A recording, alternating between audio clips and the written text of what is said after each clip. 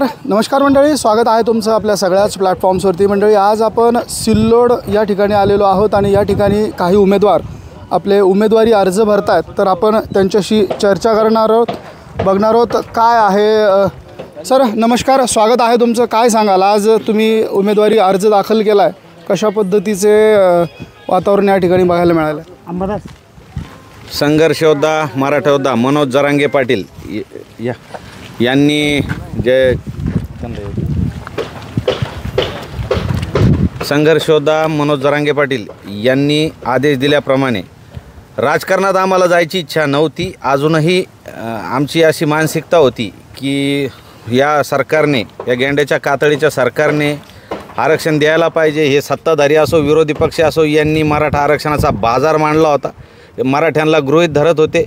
त्यासोबत मुस्लिम, दलित, धनगर, बंजारा, ओबीसी हे सगळ्या जातीचे प्रश्न आहेत, पण त्याचा वाली कोणी नाही। आज मनोज जरांगे पाटील यांच्याकडे आशेने सर्व समाज बांधव बघत आहेत। मनोज दादांनी सांगितलं की सर्वांनी जे इच्छुक आहे त्यांनी आपापले अर्ज हे भरून ठेवा। 30 तारखेला म्हणजे 29 तारखेपर्यंत उमेदवारी अर्ज भरायची लास्ट डेट आहे। आज 28 तारीख आहे। 30 तारखेला मनोज दादा कुणाला फॉर्म ठेवायचा आणि कुणाचा काढायचा ही अधिकृत भूमिका जाहीर करणार आहे। आणि त्याप्रमाणे माझं मूळ गाव सिल्लोड तालुक्यामध्ये मोडा बुद्रुक हे गाव आहे आणि त्या गावाचा मी असल्यामुळे मी सिल्लोड तालुक्यामध्ये माझा आत्ताच फॉर्म भरलेला आहे। मनोज दादाचा जर आदेश आला तर समोर कोणीही प्रतिस्पर्धी असू द्या, डिपॉझिट जप्त केल्याशिवाय हा मनोज जरांगे पाटलाचा पठ्ठ्या शांत बसणार नाही। मग त्या ठिकाणी मनोज जरांगे पाटील यांच्यातर्फे मी असो किंवा दादाचा कुठलाही व्यक्ती, दादा जो आदेश देतील त्याला गुलाल लावण्याचं काम हे मी करणार। आणि आमच्यासोबत मुस्लिम, दलित, धनगर, बंजारा, आदिवासी 18 पगड जातीचे समाज बांधव आहे। त्यामुळे आता जातीपातीचं राजकारण नाही, आता विकासाचं राजकारण करण्यासाठी आम्ही सिल्लोडमध्ये आलो आहे। तुम्ही म्हणालात की कुणी जरी असलं तरी आम्ही डिपॉझिट जप्त करण्याची ताकद ठेवतो। आता तुमच्या समोर राज्याचे एक महत्त्वाचे नेते आहेत, शिवाय ते मंत्री आहेत आणि आता पालकमंत्री देखील आहेत, तर तुम्हाला आव्हान मोठं नाही का वाटत? नाही, डॉक्टर बाबासाहेब आंबेडकरांनी जे संविधान दिलं आणि संविधानावर भारत देश चालतो, या ठिकाणी प्रत्येकाला प्रत्येकाच्या पद्धतीने जगण्याचा, वागण्याचा, बोलण्याचा, निवडणूक लढवण्याचा, मतदान करण्याचा सगळा अधिकार डॉक्टर बाबासाहेब आंबेडकरांनी दिलेला आहे। या ठिकाणी हुकुमशाही नाही, इथं कुणी हिटलरशाही करू शकत नाही, प्रत्येकाला अधिकार आहे। मनोज जरांगे पाटलांनी निवडणूक प्रक्रिया इतकी सोपी केली, सर्वसामान्य सालदार, रिक्षा चालवणारा, हातगाडी चालवणारा प्रत्येक व्यक्ती आमदार होऊ शकतो, खासदार होऊ शकते। मनोज दादाने दाखवून दिलेलं आहे।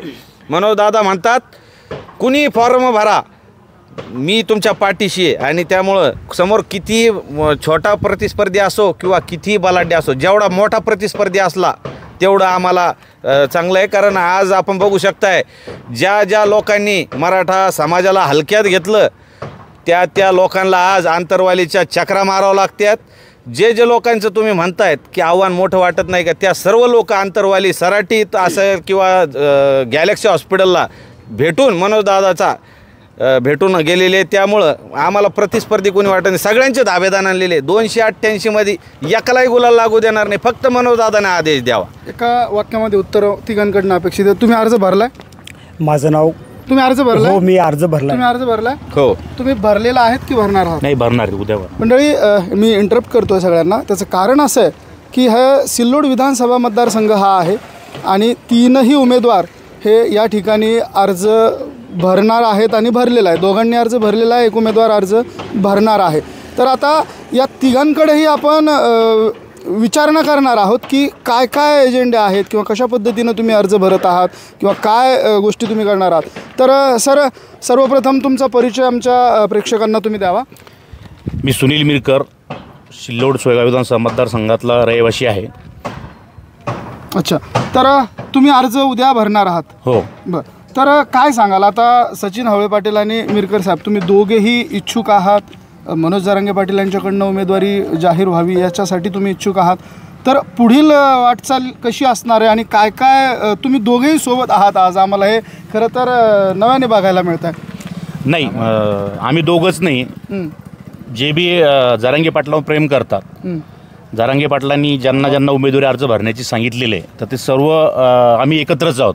अच्छा. आणि जरांगे पाटील जे आदेश देतील ते कोणाला एकालाच आदेश देणार आहे आणि एकच उमेदवार जरांगे पाटलांचा असणार आहे आणि तो एकच उमेदवार सर्व जाती धर्मांना घेऊन चालणारा उमेदवार असणार आहे की जेणेकरून सर्व 18 पगड जातीचे मतदार त्यांना मतदान करतील. अच्छा. मग आता जर असं ठरलं की तुमचं नाव जर का पुढे घोषित झालं तर बाकी इतर मतदार उमेदवार मंडळी तुमच्यासाठी सहकार्य करतील का? नाही, नक्कीच. माझं नाव असू द्या, सचिन पाटील हवळेंचं नाव असू द्या किंवा इतर कोणी यांचं नाव जर जरांगे पाटलांनी जर सांगितलं तर सर्व जाती धर्माचे लोक सर्व त्या नावाच्या पाठीमागे राहतील. लोक किंवा जनता ही तर सहकार्य करेलच किंवा जनता सोबत राहीलच, पण उमेदवार मंडळी हे एकमेकांना मदत करतील का? माझा प्रश्न नाही. आतापर्यंत प्रत्येक राजकीय पक्षाच्या याच्यावर प्रत्येकजण लढलेला आहे, परंतु जरांगे पाटलांनी सांगितल्याच्या नंतर जरांगे पाटलांच्या बोलण्यामध्ये जी ताकद आहे ती इतर पक्षामध्ये किंवा इतर नेत्याच्या याच्यात ताकद नाही आहे. आणि जरांगे पाटलांना सांगितल्याच्या नंतर उमेदवार जनता तर म्हणजे सर्व जाती धर्माची जनता जरांगे पाटलांच्या शब्दाला मान द्यायला तयार आहे. तर जरांगे पाटलांना सांगितल्यानंतर एक उमेदवार जर दिला त्यांनी तर ऑटोमॅटिक सर्वांनाच त्या उमेदवाराचं काम करावंच लागेल. जसं मी तुम्हाला वैयक्तिक तुमच्या नावाविषयी बोललो तसंच उद्या जर का हवळे पाटलांचं नाव जरांगे पाटील घोषित करणार असतील तर तुम्ही देखील त्यांच्या मदतीला धावून याल? नक्कीच, 100% नक्की. जरांगे पाटील जो उमेदवार देतील त्याच्या पाठीमागं आम्ही सर्व खंबीरपणाने उभं राहू. तर तुम्ही पण अर्ज आज भरलेला आहे, काय सांगाल? थोडक्यात आपण रॅपिड प्रश्न घेतो आहोत. माझं नाव कलीम सलीम पटेल आहेत. मी 58 मोर्चापासून सकल मराठा समाजासोबत होतो आणि राहू, याच्या पुढेही राहू. माननीय मनोज जरांगे साहेबांच्या एक अपडेट मी इकडे घेऊ इच्छितो. आता मला असं वाटत होतं की हे दोन मंडळी किंवा हे दोन उमेदवार मनोज जरांगे पाटील यांच्या सांगण्यानुसार पुढील वाटचाल करणार आहेत. आता तिसरे उमेदवार पण त्याच पठडीतले आहेत, त्यांच्याशी देखील आपण चर्चा. काय सांगाल आता, जसे मी प्रश्न यांना केल्यात की जर का मनोज जरांगे पाटील यांनी एक उमेदवार त्याचं नाव घोषित केलं, बाकीचे मदत करणार आहे, तशी तुमची भावना आहे का? तुम्हाला ह्या प्रश्नाचं उत्तर देण्यात अगोदर मी ह्या संभाषणातून एक प्रश्न उभं राहिला आहे, त्याचं उत्तर मी देऊ इच्छितो. आम्ही मगाशी तुम्ही बोललात का हे तुम्हाला वाटलं काय दोघंच माननीय मनोज जरांगे साहेबांच्या हा म्हणणारे आहे आणि आम्हाला तुम्ही घरीच धरलं नव्हतं. आम्ही छत्रपती शिवरायांच्या काळातही माननीय श्री छत्रपती शिवरायांच्या काळात मुस्लिम मावळे म्हणून होतो. आता आम्हाला माननीय मनोज जरांगे साहेबांमध्ये संघर्ष योद्धा मनोज जरांगे साहेबांमध्ये छत्रपती शिवरायांचे कर्तृत्व, त्यांची सावली, त्यांची निष्ठा दिसत आहे. म्हणून आम्ही माननीय मनोज जरांगे साहेबांसोबत आहेत आणि राहू. जरांगे पाटलांनी एक उमेदवाराचं नाव घोषित केलं तर तुमच्या दुसऱ्या प्रश्नाचं उत्तर राहिलं आहे. मी माननीय मनोज जरांगे साहेब सांगतील ते धोरण, बांधतील तेच तोरण, ह्याप्रमाणे मी माझी आज उमेदवारी दाखल केलेली आहेत. आणि मी ह्याच्या अगोदरही 58 मोर्चामध्ये आणि त्याच्या पहिले पृथ्वीराज चव्हाणाच्या तोंडावर माननीय CM, माजी CM, तात्कालीन CM पृथ्वीराज चव्हाण साहेबांच्या तोंडावर पत्रके भिरकवलेले आहेत मुस्लिम आणि मराठा आरक्षणासंदर्भातील. काय वाटतं तुम्हाला, कशा पद्धतीचं वातावरण आता सिल्लोड मतदारसंघामध्ये आहे? आणि जर का आपण पाहिलं तर मुस्लिम बांधव आणि इतर OBC आणि मराठा बांधव ह्या सगळ्यांची सांगड या मतदारसंघामध्ये होऊ शकते का? एकंदरीत सिल्लोड सोयगाव मतदारसंघामध्ये किम जोंगनी ज्याप्रमाणे देशामध्ये वातावरण बनवलेलं आहे तसंच तानाशाही या सिल्लोड सोयगावमध्ये चालू आहेत. त्यांनी एवढे कामं केलेले आहेत तर दर दर भटकने की ज़रूरत क्या है, गली गली दर दर भटकने की ज़रूरत क्या है, यही मेरा उनको प्रश्न है. उनका प्रश्न नहीं है, मैं उनको प्रश्न करता हूँ उलट, क्या तुमने इतने जब काम किए हैं तो तुमको दर बदर भटकने की ज़रूरत क्या है. और ये आदमी चुप, मैंने इनकी कुछ दिन पहले बैठ देखी थी तो मैंने देखा इनसे मेरा कोई संबंध नहीं है. लेकिन माननीय मनोज जरांगे साहब के सोच से, उनके विचारों से जो भी सहमत है मैं उनसे सहमत हूँ. यही मेरा इनका सिर्फ इतना ही साथ है, इतनी ही मेरी इनसे एकजुटता है. मैं ये बात बोलूँगा, आपने जो बोला था उसका जवाब ये है कि यहाँ पर सरड्या के जैसा बदलने वाला व्यक्ति है वो आज कल कौन से टहनी पे, कल कौन से टहनी पे, कल कौन से टहनी पे ये बैठने वाला है. माननीय मनोज जरांगे साहब से एक मैं नम्र निवेदन करूंगा, एक नम्र विनंती करूंगा, एक मुस्लिम मावड़ा बोलकर, एक सच्ची निष्ठा रखने वाला मावड़ा बोलकर माननीय मनोज जरांगे साहब ने इस व्यक्ति पर, ये सिल्लोड सोयगांव के मंत्री पर भरोसा डालने से पहले 10 बार सोच लेना चाहिए। ये मेरी नम्र उनसे हाथ जोड़कर विनंती है। उन्होंने जिनको भी समर्थन दिया, जिसको भी उन्होंने सहारा दिया, हम उनका काम, ये हमारे जो फॉर्म है पर्चे भरे फाड़ के फेंक देंगे, कलीजे पर पत्थर रख के हमें किम जोंग का भी प्रचार करेंगे, लेकिन किम जोंग से लिख के ले लीजिए कि मुस्लिम आरक्षण के लिए, मराठा आरक्षण के लिए समर्थन करेगा क्या? ये तोंडी हाथ बोल देता है, ये बाद में कब पलटी मार देगा इसका कोई पता नहीं। काय सांगाल? यांचं जे म्हणणं आहे की मनोज जरांगे पाटील यांनी ज्यांना त्यांनी किंग जोंग अशी उपमा दिलेली आहे, अशा त्यांना ते देतील, या सगळ्या गोष्टी होऊ शकतात, शक्य वाटतं तुम्हाला? आता तुम्ही बघितलं, प्रत्येकाला मनोजदादांनी फॉर्म भरायचे सांगितले, आम्ही फॉर्म भरतोय। आज हे यांनाही वाटलं की बाबा मी मनोज जरांगे पाटील यांच्या समर्थनार्थ मी फॉर्म भरू शकतो। आज त्यांचा तुम्ही शब्द बघा, मनोज जरांगे पाटलांनी कुठला उमेदवार दिला तर ते तयार आहे, म्हणजे त्यांना जरी दिलं तरी ते तयार आहे, दुसऱ्याला दिलं तरी ते तयार आहे आज। आणि ही म्हणजे तुम्ही बघा, आता जातीवाद नाही, अगोदर हिंदू मुस्लिम केलं जात होतं, आता मराठा मुस्लिम एक झालेले, मराठा दलित एक झालेले।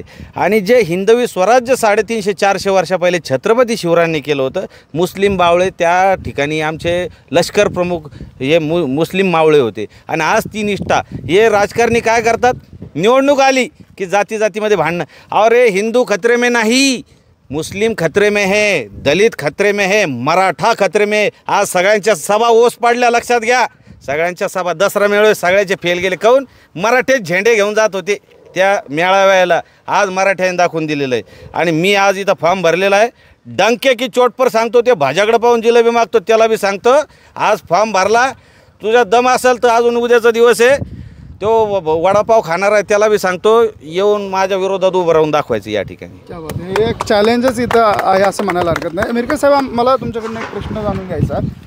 2019ला तुम्ही या मतदारसंघामधनं निवडणूक लढला होता असं? नाही, 2014ला। 2014ला, बरं।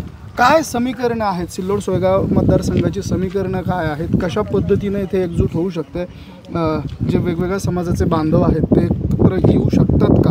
हे 3 महत्त्वाचे प्रश्न आहेत मला तुमचे। नाही, समीकरणाच्याबद्दल तुम्ही जर विचारलं तर या ठिकाणी आपल्याला माहीत असेल की मागील 15 वर्षापासून 2009पासून या ठिकाणी मंत्री अब्दुल सत्तार या मतदारसंघाचं नेतृत्व करत आहे। आणि मंत्री अब्दुल सत्तारच्या माध्यमातून जेवढं नाव सिल्लोड सोयगाव विधानसभा मतदारसंघाचं संपूर्ण महाराष्ट्रामध्ये आणि देशामध्ये जे खराब झालेलं आहे, जे कोणी म्हणजे असं नाव ठेवतं की काय तुम्ही कोणत्या माणसाला निवडून दिलेलं आहे अशा व्यक्तीला, की जो जमीन चोर आहे, दादागिरी करतो, गुंडगिरी करतो, टोल वसुली करतो, अनेक याच्या माध्यमातून लोकांवर दबाव आणतो, नगरपालिकेच्या माध्यमातून शहरातील जे काही ज्यांची मालमत्ता आहे किंवा ज्यांच्या प्रॉपर्टी आहेत यांना जगणं मुश्किल केलेलं आहे। अक्षरशः जसं जम्मू काश्मीरमध्ये स्थलांतर झालं होतं त्या पद्धतीनं सिल्लोड सोयगाव विधानसभा मतदारसंघामधून जे व्यापारी आहे, सर्व जाती धर्माचे लोक जे येतं त्या अक्षरशः स्थलांतर करू लागले यांच्या धाकामुळं, की कुठंच कोणाला म्हणजे काही इथं म्हणजे असं संरक्षण राहिलेलं नाही आहे। आणि आपण जर बघितलं तर म्हणजे विकासाच्या कामं कुठंच नाही आहे। विकासाच्या कामावर नुसतं कामं तर मंजूर करायची, पण 25% निधी खर्च करायचा, 75% निधी खिशात टाकायचं काम या ठिकाणी मंत्री अब्दुल सत्तार यांनी केलेलं आहे। आणि त्यामुळे या ठिकाणची जनता जी आहे, सर्व जाती धर्माचे लोक